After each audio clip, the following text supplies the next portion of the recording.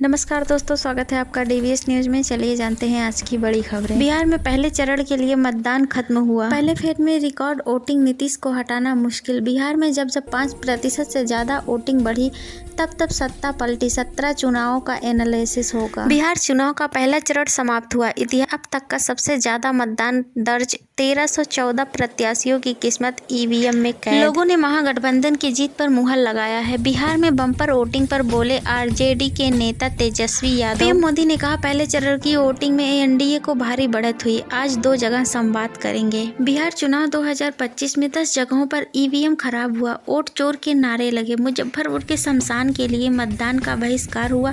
Phase 1 के 11 जिलों का यही हाल है। 6 और 11 नवंबर को वोटिंग होगी और नतीजे 14 नवंबर तक आएंगे। आज 7 नवंबर को इस राज्य में बंद रहेंगे बैंक। जानिए आरबीआई ने क्यों दी है बैंकों की छुट्टी। मेघालय में बैंक एक त्योहार के चलते बंद है। यह त्योहार गैरो जनजाति का मनाया जाने वाला वांगला फेस्टिवल फसल कटाई का त्योहार है। तो वहीं दूसरी तरफ सबसे बड़ी खुशखबरी आई, जिसमें पीएम मोदी ने कहा कि एक साथ 4 नई वंदे भारत ट्रेनों को हरी झंडी दिखाएंगे। 8 नवंबर को वाराणसी से 4 नई वंदे भारत ट्रेनों को फ्लैग ऑफ करेंगे। ये ट्रेनें बनारस, लखनऊ, फिरोजपुर और एर्नाकुलम को प्रमुख शहरों से जोड़ेंगी। इससे यात्रा का समय घटेगा, विदेशी पर्यटन बढ़ेगा और क्षेत्रीय विकास को नई रफ्तार मिलेगी। काशी देश को मिलने वाला है बड़ी सौगात। पीएम मोदी 4 नई वंदे भारत ट्रेनों को दिखाएंगे हरी झंडी। कोटा में 180 किलोमीटर की स्पीड से दौड़ी sleeper Vande Bharat. Loco pilot के केबिन में रखा पानी भी नहीं छलका।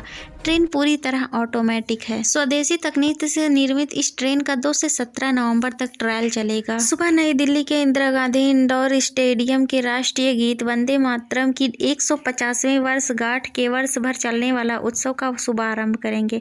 इस अवसर पर प्रधानमंत्री स्मारक डाक टिकट और सिक्का भी जारी करेंगे। वंदे मातरम के 150वें साल का जश्न मनाने के लिए 7 नवंबर से 150 कार्यक्रम आयोजित किए जाएंगे। तो वहीं दोस्तों खबर आ रही है कि 7 नवंबर को निसार उपग्रह के परिचालन शुरू करने की घोषणा की जाएगी। यह एक ऐतिहासिक उपलब्धि के रूप में निसार उपग्रह को 7 नवंबर 2025 को पूर्ण रूप से परिचालित घोषित किया जाएगा। दोस्तों वहीं दूसरी तरफ धीरेन्द्र शास्त्री 7 से 16 नवंबर तक सनातन हिंदू एकता के लिए पदयात्रा करेंगे। उन्होंने कहा कि हम हिंदुओं को राष्ट्रवाद के लिए प्रेरित करेंगे। उन्होंने कहा कि उनकी यह यात्रा किसी भी धर्म के खिलाफ नहीं है, बल्कि यह हिंदुओं को जगाने के लिए है। यह यात्रा 7 नवंबर को सुबह 11 बजे से छतरपुर स्थित आघा कात्यायनी मंदिर से शुरू होकर उत्तर प्रदेश के वृंदावन स्थित श्री बांके बिहारी मंदिर तक जाएगी। इसमें 50,000 से अधिक श्रद्धालुओं के शामिल होने की उम्मीद है। साथ ही इसमें वाहनों का एक बड़ा काफिला भी शामिल होगा। धीरेन्द्र शास्त्री ने कहा कि राष्ट्रवाद के लिए हिंदुओं को जागरूक करेंगे। तो दोस्तों ये थी आज की बड़ी खबरें। ऐसे ही